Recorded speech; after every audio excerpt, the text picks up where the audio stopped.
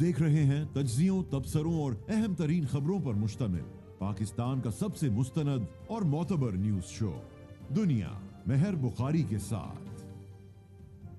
अस्सलाम वालेकुम and good evening. मैं हूं महर बुखारी। 3 दिन कबल 60 से ज़ायद अफराद की दहशतगर्दी वाक़यात में शहादतों और सोशल मीडिया पर हुकूमत पर तनकीद किए जाने के बाद बिलाखिर वज़ीर आज़म शहबाज शरीफ एक रोज़ा दौरे पर क्वेटा पहुंच चुके, जहां आज एपेक्स कमेटी का खसूसी इजलास हुआ। उनके सामने रोड मैप भी रखा गया। नायब वज़ीर आज़म इसहाक़ डार, वफाकी वज़राए एहसन इकबाल, मोहसिन नकवी और जाम कमाल के अलावा चीफ अवामी स्टाफ जनरल आसिम मुनीर समेत आला सिविल और अस्करी हुक्काम भी इजलास में शरीक हुए।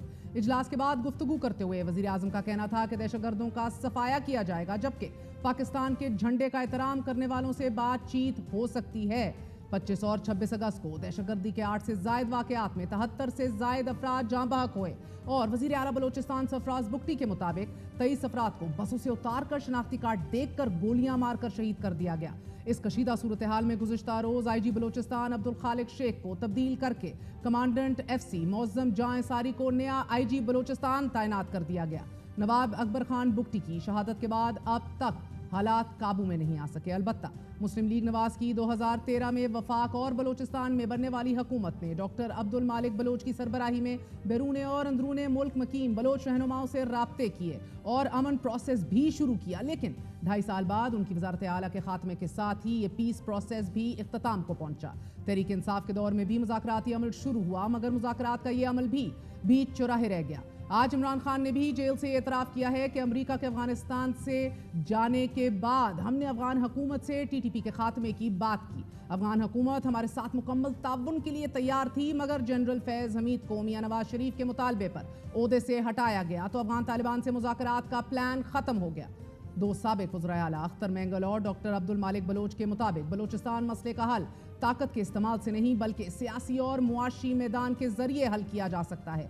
5 माह कबल लाहौर में होने वाली आसमा जहांगीर कॉन्फ्रेंस के दौरान अख्तर मेंगल का यह कहना था कि बलोच मसले का हल बंदूक से नहीं बल्कि सियासी हाथों से निकाला जा सकता है, जबकि डॉक्टर अब्दुल मालिक बलोच के मुताबिक जब तक बलोचों की असल क़यादत को मौका नहीं दिया जाता बलोचिस्तान का मसला शायद कभी हल ना हो सके, क्योंकि गैर हकीकी क़यादत सिर्फ फंड्स और ओहदों पर ही बिक जाती है। एक रिपोर्ट के मुताबिक बलोचिस्तान में कम से कम 2 दर्जन से ज़ायद गैर मुल्की एजेंसियां काम कर रही हैं और हिंदुस्तान की रॉ इनमें सरे फहरिस्त है कि जो बलोच लिबरेशन आर्मी, लश्कर Balochistan, Balochistan liberation United front जैसे दीगर दहशतगर्द तंजीमों की हमायत के साथ साथ माली मदद भी कर रही है। इसी हवाले से बात करेंगे। हमारे साथ वज़ीर आला बलोचिस्तान सरफराज बुगटी साहब मौजूद हैं। बुगटी साहब बहुत बहुत शुक्रिया साथ देने का। फरमाई दीजिएगा कि आज आला सतही इजलास हुआ, एपेक्स कमेटी सर जोड़ के बैठी, बंदूक, सोशल मोबिलाइजेशन और सोशल मीडिया का जिक्र करते रहे हैं, 3 हथियार जो बलोचिस्तान को कमज़ोर होने के लिए इस्तेमाल किए जा चुके हैं।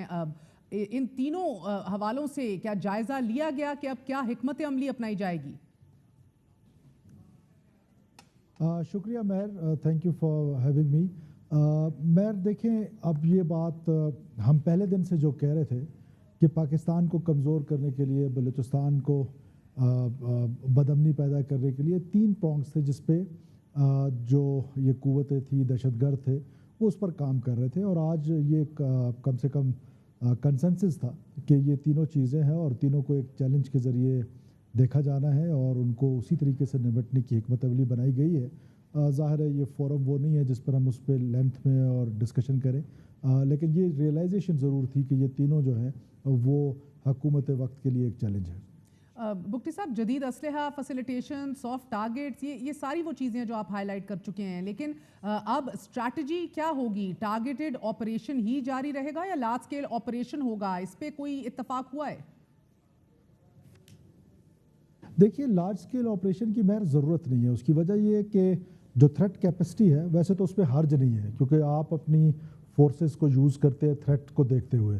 अगर थ्रेट थोड़ा है तो आर्म फोर्स को यूज़ किया जाता है, फिर पैरामिलिट्री है और फिर मिलिट्री है। अब आप देखें ना कि उनकी कैपेसिटी का अंदाज़ा इससे लगा लें कि सॉफ्ट टारगेट्स को तो वो ढूंढ के बड़ा नुकसान करते हैं, लेकिन जहाँ उनके सुसाइडल्स गए हैं, जो बेला में हमारी मिलिट्री इंस्टॉलेशन थी या FC की, उसमें तो वो कोई इतना बड़ा डैमेज नहीं कर सके हैं।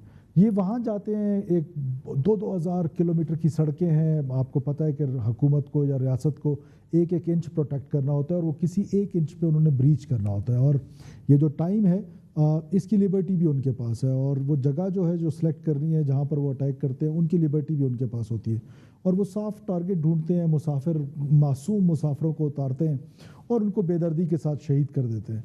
तो ज़ाहिर है हमने अपनी स्ट्रेटजी बनाई है, हम लार्ज स्केल ऑपरेशन की तरफ नहीं जाएंगे, हम स्मार्ट काइनेटिक अप्रोच जो है या IBOs जो हैं उनको इन्हांस करेंगे, लेकिन ये ज़रूर है कि जिन लोगों ने मासूम लोगों का खून बहाया है वो मुक़द्दस खून का बदला जो है वो ज़रूर लिया जाएगा। अभी हमने डिप्टी कमिश्नर साहब को जिस तरह शहीद किया गया, हमने हफ्ते के अंदर अंदर उनके 3 लोग मार दिए, तो ये एक ज़ाहिर राइज़ आया है। उस राइज़ की बहुत सारी रीज़न्स हैं। आपको पता है कि 5 साल पहले जो हुकूमत थी वो बहुत अपीज़मेंट की तरफ जा रही थी, चाहे वो TTP का मामला हो, चाहे वो ये जो दहशतगर्द हैं जो कौम परस्ती के नाम पर, जिसका कौम परस्ती से ताल्लुक़ नहीं, जिस तरह वो मज़हब पे की परस्ती पे करते हैं, मज़हब से उनका ताल्लुक़ नहीं, इसी तरह इनका कौम से ताल्लुक़ नहीं है, लेकिन ये दहशतगर्दी है और रॉ ड्रिवन है, इसमें कोई दूसरी राय नहीं है, इंटेलिजेंस ड्रिवन है और उसका काउंटर भी इंटेलिजेंस ने करना है। ज़रूर थोड़ी सी अपीज़मेंट की वजह से या थोड़ा सा एक लेट बैक एटीट्यूड की वजह से उन्होंने एक गेन किया है, और ये उनकी स्ट्रेटजी रही है हमेशा कि जब जब हम सख्ती करते हैं तो वो फिर सोसाइटी में मर्ज हो जाते हैं। तो अब हमने ये फ़ैसला किया है कि हम इंशाल्लाह ताला इनका पीछा करेंगे, चाहे वो अर्बन एरियाज़ में हो, चाहे वो पहाड़ों में हो। ये अब हमारे उससे बचेंगे नहीं जो लोग जिन्होंने कत्ल किए हैं। शरपसंदों ने ख्वारिज के साथ मिलकर जो खून रेजी की है, जिन कार्रवाइयों का आगाज़ किया है, इसमें कोई दूसरी राय नहीं है कि ये 2 सेपरेट चीज़ें ना इसको मिक्स कर रहे हैं। कहने का मकसद है जिसको आप सियासी इशू नहीं समझ रहे, ये सरहद सियासी इशू है। बकौल एनालिस्ट के, एक्सपर्ट्स के, बलोच रहनुमाओं के, the solution is a political solution at the end of the day sir, because इधर हकीकी नुमाइंदगी का मसला है, डेवलपमेंट का मसला है, राइट्स का मसला है, डिसंगेजमेंट का मसला है। आपकी एक बहुत बड़ी आबादी जो है वो बल्कि 75% से ज़ायद आबादी आपकी under 25 under 30 years of age है कि जो बहुत डिसइनफ्रेंचाइज हो रहे हैं रियासत से, जो डिस्कनेक्ट हो रहे हैं पार्लिमानी निज़ाम सियासत से, और जो पढ़ा लिखा तबका अब आप आए रोज़ देख रहे हैं कि ये खबर सामने आ रही है कि खुदकुश हमला आवर बन के सामने आ रहा है या इनकी सफ़ों में शामिल हो रहा है, उसको एंगेज करना है sir. It is a very much a political discussion, but it is also sir very important कि आप सब इसको एक्नॉलेज करें तो हल निकलेगा ना, एक्नॉलेज ही ना करें तो क्या कीजिए। करना क्या है कि हमने उनको अलहदा रखना है, इस नौजवान को जो गवर्नेंस की वजह से नाराज़ है, गवर्नेंस इंप्रूव करनी है, जो हम कर रहे हैं। हमने अभी कल मैंने 3200 नौजवानों को स्कॉलरशिप्स दी हैं, हम यूनिवर्सिटीज़ में जा रहे हैं, हम कॉलेजेस में जा रहे हैं, हमने नौकरियां बेचने का जो सिलसिला था वो ख़त्म कर दिया, हम अपनी governance corruption anti corruption drive शुरू कर दिए। सो ये वो चीज़ें जो रियासत को कॉम्प्लीमेंट करेंगी, लेकिन खुदारा अंडरस्टैंड करें कि सियासी मसला है कहाँ। सियासत तो वो बशीर ज़ेब ने सियासत करनी है, बशीर ज़ेब अगर वापस आके सियासत करेगा तो काउंसलर भी नहीं बन सकता, तो वो तो खुदकुश करेगा ना। अब मैं बच्चों को बलोचिस्तान की बच्चियों को PhD कराने के लिए दुनिया के 200 यूनिवर्सिटीज़ में फुली फंडेड स्कॉलरशिप्स कल देकर आया हूँ और आगे भी दूंगा। वो हमारी एक बच्ची को जो एडवोकेट बन रही है उसको आके खुदकुश कराते हैं।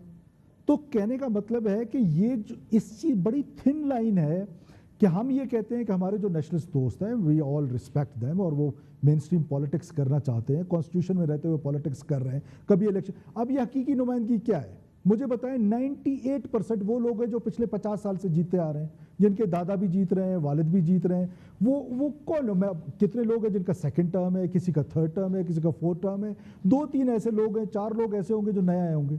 तो ये क्या बात कर दी कि हमने सिर्फ, मैं कहता हूँ ना, परसेप्शंस जो है ना वो रियलिटी से मुख्तलिफ है। हम वहाँ इस्लामाबाद बैठ के बात सुन लेते हैं और फिर उस बात को पल्ले बांध के शुरू हो जाते हैं कि जी ये तो हकीकी नुमाइंदा।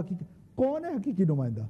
क्या जाम कमाल हकीकी नुमाइंदा नहीं है? क्या मेरी भी दूसरी नस्ल सियासत कर रही है, सरदार अख्तर जान मैंगल की भी दूसरी नस्ल सियासत कर रही है, इसी तरह डॉक्टर मालिक बलोच साहब भी 2 दफ़ा MPA बने हैं, मैं भी 2 दफ़ा MPA बना हूँ, सो एंड सो ऑन, और हज़ारों मिसालें इस तरह की। अब सरदार केतरान 30 साल से वहाँ से जीत रहा है, वो सब जो जहरी साहब हैं वो 4th-5वीं दफ़ा वहाँ से जीत रहे हैं, मिरासम कुर्द गेलो जो है, मैं आई कैन नेम हंड्रेड्स जो इस तरह जीतते आ रहे हैं। सो ये हकीकी नुमाइंदा भी एक शोशा है।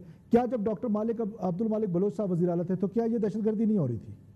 तो क्या सर जब अब्दुल मालिक मुझे अगर आप इजाज़त दीजिए सर, अब्दुल मालिक बलोच साहब ने एक बड़ा कामयाबी से इंगेजमेंट का सिलसिला भी का आगाज़ किया था जो अबैंडन कर दिया गया था। कहने का मकसद सर, माजी में भी हमने इंतज़ामिया को देखा है कि बलूचिस्तान को ठीक करने के लिए। एक मिनट सर, महर جی مہر ایک گزارش پلیز، پہلے میں اس کو کلیئر کر لوں please, I request you please mind نہ کیجیے گا، مجھے آپ کو قطع کلامی کی معافی چاہتا ہوں. ڈاکٹر عبد المالک بلوچ صاحب حیات ہیں، ان سے ڈائلاگ کس نے کیا تھا؟ صرف براہمدک بگٹی صاحب نے. اور براہمدک بگٹی صاحب واپس آنا چاہ رہے تھے، اگر وہ آج بھی آنا چاہتے ہیں تو ہمارے دروازے کھلے ہوئے ہیں. لیکن نواب اکبر خان بگٹی کی برسی پہ، جس کو آپ 25 اگست یا 26 اگست یا سارا پاکستان یہ سمجھتا ہے کہ 26 اگست 2006 کے بعد حالات خراب ہوئے ہیں، جبکہ یہ تو 2000 میں حالات خراب ہونا شروع ہوئے جب جسٹس نواز بری کا قتل ہوا. یہ ریئلٹی، لیکن پرسیپشن ڈیفرنٹ ہے. ڈیرہ بگٹی میں تو ایک پٹاخہ بھی نہیں بجا. تو اس کا مطلب ہے کہ باقی بلوچستان میں ان کے آنے سے فرق کوئی نہیں پڑنا انسرجنسی میں یا اس دہشت گردی میں. اگر وہ آنا بھی چاہتے ہیں تو آج بھی دروازے ان کے لیے کھلے ہیں. لیکن کیا وہ الیگزینڈر دی گریٹ بن کے واپس آنا چاہتے ہیں یا ریاست کے اندر رہ کے واپس آنا چاہتے ہیں؟ سو یہ ساری چیزیں کنفیوژن ہے. اب آپ ایک آدمی کے ساتھ مذاکرات کر کے بلوچستان کے حالات ٹھیک نہیں کر سکتے. There are so many others جو آج اسٹیک ہولڈر بنے ہوئے ہیں. تو یہ وہ والی لڑائی نہیں ہے جو صرف سردار ڈریون تھی، ایک سردار سے بات کر لی بلوچستان پیسفل. کیا ڈاکٹر عبد المالک بلوچ کا یہ فارمولہ اگر کامیاب ہو بھی جاتا یا آج بھی ہو جائے تو کیا بلوچستان میں امن ہو جائے گا؟ آنسر از نو.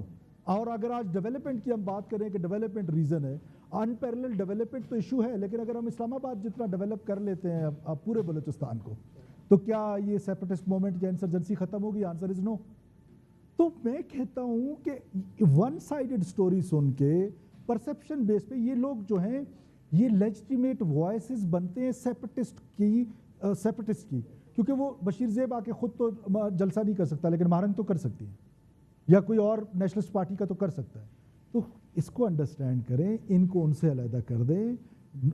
یہ جو الیکشنز کے ایشو ہیں، پولیٹیکل ایشوز ہیں، سر معذرت کے ساتھ بگٹی صاحب، ان کو ملک توڑنا چاہتے ہیں. سر ان کو علیحدہ کرنا، کیٹیگرائز کرنا بھی آپ کا کام ہے بحیثیت حکمران، کہ کون خارج الامکان ہے جس سے کوئی بات کرنا، کس کو انگیج کرنا ممکنات میں سے ہے، اور اس کے بعد ایک سیاسی حل نکال کے ایک مرہم پٹی لگانا بلوچوں پہ، یہ بھی آپ کا کام ہے. سر ہم نے یہ دیکھا ہے کہ علیحدگی پسندوں اور دہشت گردوں کا یہ جو خطرہ تھا، یہ اس ایک خطرے نے اتنا کچھ عیاں کیا ہے. مولک اور پہنچ میں بہت بڑھ کر دکھائی دیا ہے. یہ دہشت گردوں نے بس مسافروں کو ہی صرف نہیں اٹھایا اور نسل کی بنیاد کے اوپر قتل کیا، ہم نے یہ بھی دیکھا کہ سیکیورٹی فورسز کی تنصیبات پہ بھی حملہ ہوا، اور یہ ایک محدود علاقے میں نہیں ہوا. بگٹی صاحب آپ بہتر سمجھتے ہیں، صوبے کے متعدد مقامات پر یہ حملے ہوئے ہیں، اور ساتھ ان کی جو جن پریسیجن سے ہوئے ہیں، جس نفاست سے ہوئے ہیں، اعلیٰ سطحی کوارڈینیشن، ہم آہنگی اور منصوبہ بندی کی نشاندہی ہوتی ہے اس چیز سے. تو نہ صرف انویسٹیگیشن ہونی ہے، but you are right, these are different categories سر.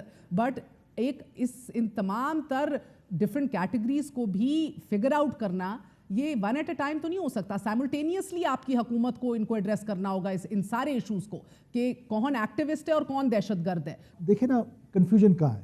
یہ جو مذہب کے نام پر وائلنس ہے، اس کو تو ہم سارے مل کے ٹیررسٹ کہتے ہیں اور اس کو ٹیررزم کہتے ہیں. اس کے بارے میں ہم سب کی رائے یہ ہے کہ ان سے نہ مذاکرات ہونے چاہیے، یہ خوارج ہیں، یہ ہیں، یہ وہ ہے.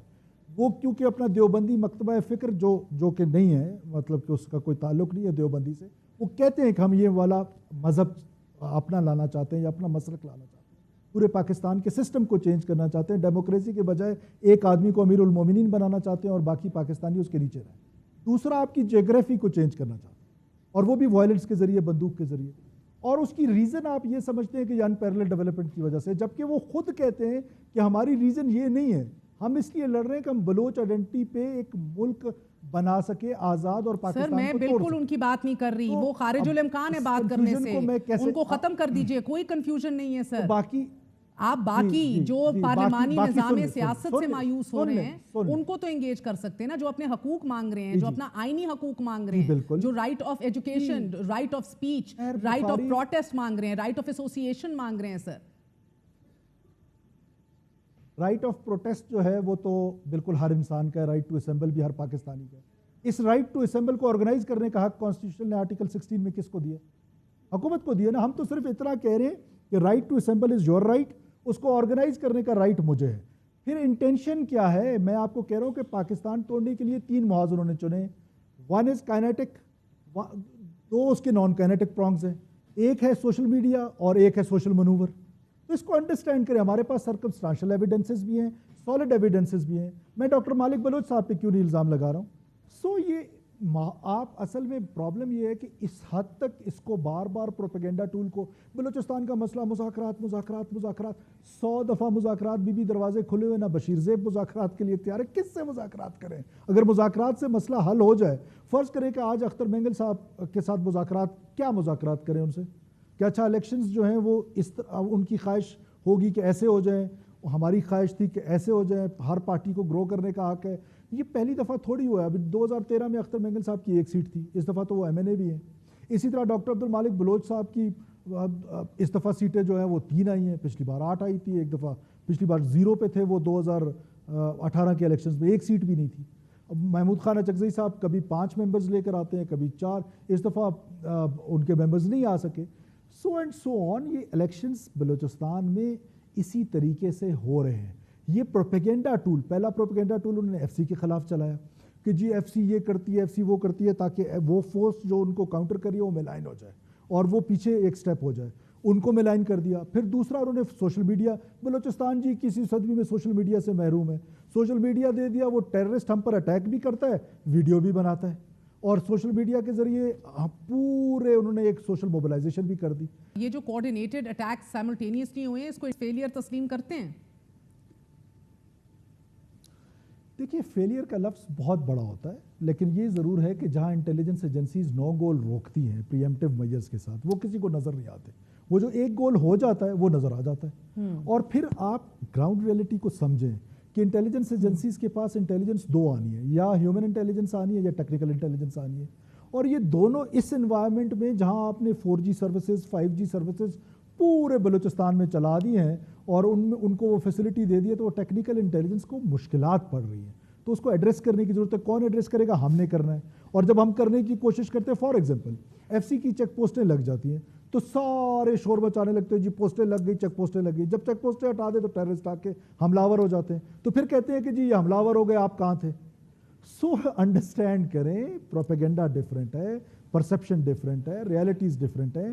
یہ وائلنس جو ہے، وائلنس گڈ اور بیڈ وائلنس کیسے ہو سکتا ہے؟ اور کیسے ہو سکتا ہے کہ ایک وائلنس کو ہم اچھا کہیں اور ایک کو برا کہیں؟ دونوں وائلنسز کو ہم نے گڈ اور بیڈ طالبان کر کے دیکھ لیا نا.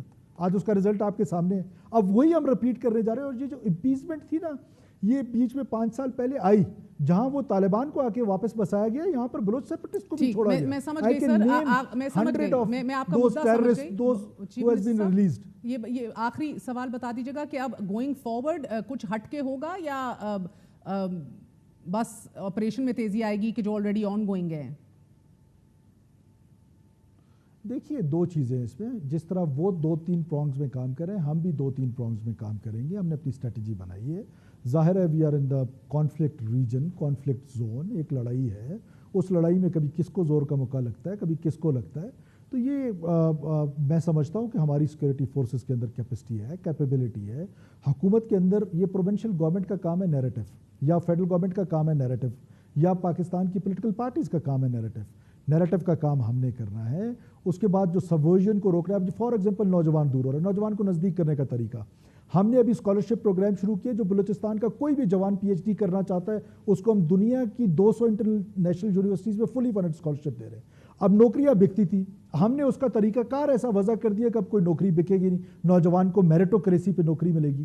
گورننس امپروو کرنے سے سبورژن کم ہوگی، اور لوگ جو ہیں وہ دوبارہ ٹرسٹ کرنے لگ جائیں گے حکومت پہ، ریاست پہ.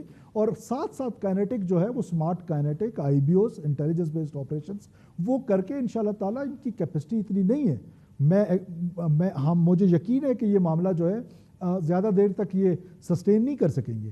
لیکن ہم نے ایک ہولسم گورنمنٹ اپروچ کے ساتھ، جہاں کائنیٹک وہیں نان کائنیٹک، وہیں ڈیولپمنٹ کا پیراڈائم، وہیں سیکورٹی کا پیراڈائم، یہ سب چیزوں نے بلوچستان کے کانٹیکسٹ میں پیرلل چلنا ہے.